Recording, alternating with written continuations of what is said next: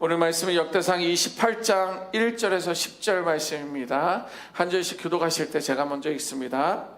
다윗이 이스라엘 모든 고관들 곧 각 지파의 어른과 왕을 섬기는 반장들과 천부장들과 백부장들과 및 왕과 왕자의 모든 소유와 가축의 감독과 내시와 장사와 모든 용사를 예루살렘으로 소집하고, 이에 다윗 왕이 일어서서 이르되 나의 형제들 나의 백성들아 내 말을 들으라. 나는 여호와의 언약궤 곧 우리 하나님의 발판을 봉안할 성전을 건축할 마음이 있어서 건축할 재료를 준비하였으나 하나님이 내게 이르시되 너는 전쟁을 많이 한 사람이라 피를 많이 흘렸으니 내 이름을 위하여 성전을 건축하지 못하리라 하셨느니라. 이에 그러나 이스라엘 하나님 여호와께서 전에 나를 내 부친의 온 집에서 택하여 영원히 이스라엘 왕이 되게 하셨나니 곧 하나님이 유다 지파를 택하사 머리를 삼으시고 유다의 가문에서 내 부친의 집을 택하시고 내 부친의 아들들 중에서 나를 기뻐하사 온 이스라엘의 왕을 삼으셨느니라. 여호와께서 내게 여러 아들을 주시고 그 모든 아들 중에서 내 아들 솔로몬을 택하사 여호와의 나라 왕 위에 앉혀 이스라엘을 다스리게 하려 하실세. 내게 이르시기를 내 아들 솔로몬 그가 내 성전을 건축하고 내 여러 뜰을 만들리니 이는 내가 그를 택하여 내 아들로 삼고 나는 그의 아버지가 될 것임이라. 그가 만일 나의 계명과 법도를 힘써 준행하기를 오늘과 같이 하면 내가 그의 나라를 영원히 견고하게 하리라 하셨느니라. 이제 너희는 온 이스라엘 곧 여호와의 회중이 보는 데에서와 우리 하나님이 들으시는 데에서 너희 하나님 여호와의 모든 계명을 구하여 지키기로 하라. 그리하면 너희가 이 아름다운 땅을 누리고 너희 후손에게 끼쳐 영원한 기업이 되게 하리라. 내 아들 솔로몬아 너는 내 아버지의 하나님을 알고 온전한 마음과 깊은 뜻으로 섬길지어다. 여호와께서는 모든 마음을 감찰하사 모든 의도를 아시나니 내가 만일 그를 찾으면 만날 것이요 만일 내가 그를 버리면 그가 너를 영원히 버리시리라. 그런즉 이제 너는 삼갈지어다. 여호와께서 너를 택하여 성전의 건물을 건축하게 하셨으니 힘써 행할지니라 하시니라. 아멘. 우리의 인생은 누구나 마지막이 있습니다. 그 인생의 마지막에는 가장 중요하게 여기는 것들을 남깁니다. 우리도 뭐 짐을 정리한다든가 짐을 청소한다든가 그러면 보관할 필요가 없는 것들은 그냥 어떻게 해서든지 버리고 이것은 너무 나에게 소중한 거야 많은 기억이 있어 라고 하는 것들은 늘 보관한다라는 거예요. 자, 그런데 우리가 인생의 마지막에 있어서도 우리는 무엇인가를 남기고자 한다라는 거예요. 그래서 어떤 사람은요 재산을 남깁니다. 또 어떤 사람은 명예를 남깁니다. 그리고 어떤 사람은 권력을 남깁니다. 끝까지 그거를 붙들고 있다라는 거예요. 그러나 우리 믿음의 사람은 무엇을 남겨야 될까요? 자신의 신앙을, 믿음을 남겨야 합니다. 오늘 본문이 되는 역대상 28장은 다윗의 유언과 같은 그러한 내용으로 기록되어 있습니다. 이제 왕위는 다윗 왕에서 이제 아들에게도 솔로몬으로 넘겨갈 것이고 다윗은 이제 역사의 뒤편으로 이제 남게 되는 그러한 상황이 되었습니다. 그러나 다윗은 생의 마지막 앞에서 업적을 자랑하지 않았습니다. 아들아 내가 이렇게 살아왔다 뭐 이런 이야기를 하지 않았습니다. 전쟁에서 승리한 이야기 또한 말하지 않았습니다. 또 이렇게 화려한 왕궁을 만들게 된 동기, 누가 나를 이렇게 도와서 만들었는지 그런 이야기도 말하지 않고 있습니다. 다윗이 마지막으로 붙들고 말했던 것은 뭐냐면 하나님을 알라, 이게 한마디였어요. 아들아 하나님을 알라. 이 말이 아들 솔로몬에게 남긴 가장 큰 유산이었습니다. 많은 것들을 남겼지만 그러나 그는 아들에게 또 민족에게 가장 큰 유산은 하나님을 알라라는 것이었습니다. 오늘 본문 1절 2절에 다윗은 이스라엘의 모든 리더십들, 지도자들을 예루살렘으로 불러 모읍니다. 거기에는요 지파의 지도자들이 있었습니다. 군대 지휘관들도 모였습니다. 관리들도, 용사들도 한 자리에 다 모았습니다. 생의 마지막에 가까워진 다윗이 인생을 돌아보며 깨달은 것은요, 자신이 이룬 것처럼 보였던 모든 것들은 내 개인의 작품이 아니었다라는 거예요. 공동체의 헌신들, 당신들의 헌신들과 순종을 통해서 함께 세워진 은혜의 공동체였다라는 것을 고백하고 마지막 유언을 하기 위해 그들을 불러 모았던 것입니다. 여러분, 하나님의 구원 역사, 지금도 2026년을 살아가고 있는데 지금뿐만 아니라 과거에도 미래에도 하나님의 역사 또한 언제나 공동체를 통해서 이루어가는 것을 볼 수가 있습니다. 하나님은요 아브라함 한 사람을 불렀습니다. 아브라함아, 내 친척 본토 아비 집을 떠나라, 내가 지시할 땅으로 가라 라고 아브라함 한 사람을 불렀지만 그 아브라함 한 사람을 통해서 한 민족을 이룬 것을 볼 수가 있습니다. 모세, 하나님께서는 모세 그 한 사람을 불렀습니다. 그러나 이스라엘 그 민족 자체를 출애굽시키는 그러한 역사를 우리는 알고 있습니다. 이렇게 우리 하나님은요 한 사람을 부르지만 그 사람을 통해서 공동체를 세워나간다라는 거예요. 예배도 공동체 안에서 완성됩니다. 교회도 하나님의 부르심으로 세워진 공동체라는 거예요. 우리 개개인이 교회이기도 하지만 하나님은 개개인의 부르심을 통하여 이 HD 은혜 공동체를 세워나간다라는 거예요. 그래서 성전 건축은요 이스라엘 전체의 사명으로 보았기 때문에 다윗은 마지막 때에 각 리더십들을 다 불러 모아 그 사명을 전달해 주는 그러한 시간이 되었습니다.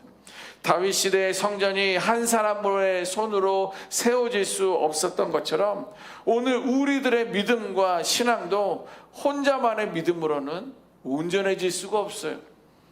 혼자서도 기도할 수 있고 또 혼자서도 말씀 묵상을 할 수 있고 혼자서도 봉사를 할 수 있고 헌신을 할 수 있지만 하나님은요 우리의 신앙이 혼자만으로 온전해질 수 없고 공동체 안에서 함께 하나님의 집을 세워 나가도록 당부하셨다라는 거예요.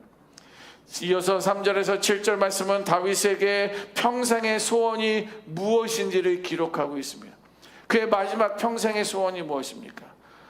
성전을 건축하는 거였어요. 그러나 하나님은 이렇게 말씀하십니다. 오늘 본문 3절 보실까요?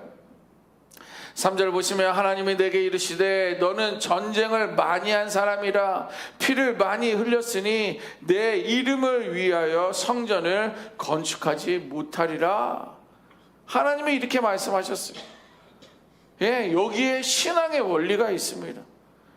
너무 좋은 거 아닙니까? 하나님, 내가 하나님의 집을 짓기를 원해요. 하나님이 거주할 수 있는 언약궤가 그냥 성전의 천막에 있는 거 원하지 않습니다. 하나님 보세요, 나도 이렇게 훌륭한 궁전에서 살고 있는데 아버지 집을 짓고 싶어요. 의도가 얼마나 선합니까? 너무도 귀해요. 그런데 이것이 하나님을 향한 소원이라고 해서 모두 하나님의 계획은 아니라는 거예요. 놀랍지 않습니까? 이것이 신앙의 원리예요. 하나님의 뜻이 분명히 있었던 거예요. 하나님을 위한 나의 계획이고 플랜이었지만 하나님의 계획이 아닐 수 있다라는 거예요. 하나님을 위해 좋은 일을 하고 싶은 마음이 생기면 그것은 우리는 하나님의 뜻이다라고 생각할 수 있습니다. 그러나 신앙은요, 하나님의 뜻 안에서 자신을 내려놓을 수 있는 순종에서 완성된다라는 거예요.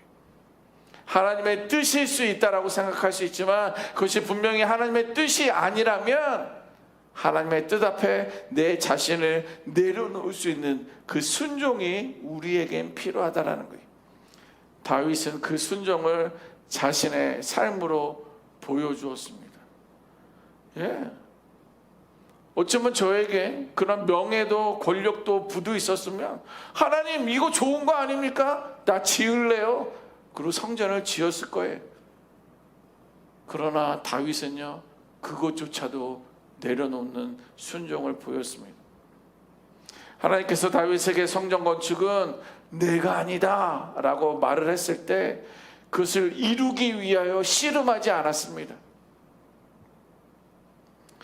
오히려 자신은 기초를 준비하는 사람으로 남고 하나님이 택하신 솔로몬을 통하여 완성하는 것을 기꺼이 다윗은 받아들였다라는 거예요. 다윗은요, 성전을 짓는 것보다 하나님의 뜻에 순종하는 것을 더 소중하게 여겼던 거예요. 다윗아, 너의 마음이 귀하구나. 너가 충분히 지을 수 있는 그런 모든 여력이 있으나 그러나 너는 피를 너무 많이 흘렸다. 이 거룩하고 온전해야 할 성전은 내 아들 솔로몬을 통해서 짓기를 원한다. 서운할 수 있지만, 섭섭할 수 있지만 그것까지도 순종할 수 있었던 것은 뭐냐면 다윗은 하나님을 아는 사람이었기 때문에 그런 거예요. 하나님을 알고 있었기 때문에 그런 거예요. 무엇이 하나님의 뜻인지, 하나님이 무엇을 기뻐하시는지 알았기 때문에 내가 이것을 이루고 싶었던 것도 그냥 다 포기하고 내려놓을 수 있었던 것입니다. 그래서 8절에서 9절 말씀을 보면 다윗은 마지막 생애에 솔로몬에게 정치적인 유언을 남긴 것이 아니라 성공의 비결도 남긴 것이 아니라 한 문장으로 신앙의 본질을 우리들에게 보여주고 있습니다. 9절 말씀 한번 볼까요? 9절 우리 같이 한 목소리로 읽습니다. 시작. 내 아들 솔로몬아, 너는 내 아버지의 하나님을 알고 온전한 마음과 기쁜 뜻으로 섬길지어다. 여호와께서는 모든 마음을 감찰하사 모든 의도를 아시나니 내가 만일 그를 찾으면 만날 것이요 만일 내가 그를 버리면 그가 너를 영원히 버리시리라. 아멘. 여러분, 하나님을 안다는 것은요, 관계를 의미하는 거예요. 하나님을 안다는 것은 관계를 의미한다는 것이에요. 관계가 무엇입니까? 지식으로 아는 것이 관계가 아니에요. 아, 이렇게 하면 내가 지지율이 오를 거야. 아, 이렇게 하면 사람들이 나를 사랑할 거야. 아, 이렇게 하면 많은 사람들에게 도움이 될 거야 라는 어떤 그런 관계는 지식으로 유지되는 것이 아니라 신뢰로 유지되는 거예요. 그냥 말로만 할 수도 있지만 그러나 사랑의 현장에서 같이 뛰는 거예요. 같이 눈물을 흘리는 거예요. 같이 땀을 흘리는 거예요. 그게 신뢰가 있어야지 관계가 세워지는 거죠. 그것이 부모와 자녀와의 관계든, 그것이 부부와의 관계든, 그것이 목회자와 성도와의 관계든 신뢰 안에서 관계가 유지된다는 거예요. 마찬가지입니다. 하나님도 마찬가지. 하나님은요, 우리 자신과 함께 하기를 원해요. 그냥 껍데기로 수박겉 하는 것처럼 끝나는 것이 아니라 그냥 함께 걷기를 원하는 거예요. 그게 승리의 길을 가고 있든 그가 잠시 주춤하고 머물러 있든 하나님이 함께 있다는 그런 신뢰가 관계 가운데 있는 것이 바로 하나님을 안다라는 거예요. 하나님을 아는 사람은요, 어려운 순간에도 하나님을 의심하기보다 더 하나님을 가까이 하는 것, 그것이 하나님을 아는 사람이에요. 그래서 예배는 무엇입니까? 하나님을 만나는 시간이에요. 기도는 무엇입니까? 하나님과 대화하는 시간이에요. 또 말씀은 무엇입니까? 하나님을 더 깊이 알아가는 시간들이에요. 그래서 말씀의 시간을 가까이 할수록 하나님과 더 가까워지는 거예요. 여러분들 일주일에 한 번씩 아니면 일주일에 두세 번씩 밥 먹는 사람들 있잖아요. 같이 사는 사람들 있잖아요. 놀러 가면 그 사람들 생각나는 사람들 있잖아요. 같이 모이면 좋은 사람들 있잖아요. 그게 한순간에 생깁니까? 예, 처음에는 어색할 수 있지만 그런 시간들이 신뢰 시간이 쌓일수록 깊은 관계 가운데 있는 것처럼 그러나 하나님과의 관계도 마찬가지입니다. 예배를 통해서 하나님을 자주 만나는 거예요. 특별히 오늘 이 아침에는 매일 아침 여러분들 만나니까 더 가까워요. 네, 마찬가지 하나님도 기도도 대화도 하는 거예요. 그냥 한번 만나는 것보다도 전화 한 통화하는 거예요. 안부도 한 번씩 물어보는 거예요. 안 보면 서운하고 만나면 반갑고. 기도도 마찬가지예요. 말씀도 마찬가지예요. 그래서 신앙생활은 의무가 아니라 관계예요. 의무 때문에 신앙생활하면 부담스럽습니다. 지쳐요. 힘듭니다. 근데 여기 나오는 게 나는 좋은 거야. 하나님 앞에 나온다라는 게 기쁨인 거예요. 그래서 다윗은 오늘 하나님을 아는 사람이 되라라고 마지막 유언을 남긴 거예요. 아유, 내가 죽으면서 아들한테 남길 것도 하나도 없는데 그런 걸로 미안해하지 마세요. 다 눈에 보이는 것들은 교회에다 남기고 가시고 여러분들은 아들에게, 딸에게, 손자, 손녀에게 하나님을 알아야 된다. 하나님을 알아야 된다. 그 한마디면 충분합니다. 결국 하나님을 안다는 것은 하나님 앞에서 살아가는 사람들이, 그리고 하나님 앞에서 살아가는 사람이 잊지 않는 사람은 무엇이냐면, 아, 하나님은 중심을 보시는 분이구나, 그 사실을 잊지 않는 사람들이. 오늘 9절 중반절에 이렇게 말합니다. 여호와께서는 모든 마음을 감찰하사 모든 의도를 아신다라고 써 있어요. 하나님은 우리의 마음을 알고 계세요. 내가 무엇에 섭섭해하고 있는지, 무엇이 서운해 있는지, 무엇으로 해서 그렇게 기뻐하고 있는지 우리의 마음을 보고 계신다라는 거예요. 그런데 그 이후 나오는 건 뭐예요? 나의 동기도 알고 있다라는 거예요. 그게 순수한 동기든 그의 꿍꿍이를 가지고 있는 거든 하나님은 내 의도를 알고 계신다라는 거예요. 모든 의도. 이때 우리는 하나님께서 맡기신 자리에서 필요한 것은요, 완벽함이 아니라 순종이에요. 뭔가를 완벽하고 꼼꼼한 사람들이 있습니다. 교회 사역할 때도 그래요. 그분에게 맡기면 그냥 걱정이 없어요. 그러나 우리는 하나님 앞에 그런 완벽함을 추구하는 것이 아니라 하나님은 순종하기를 원해요.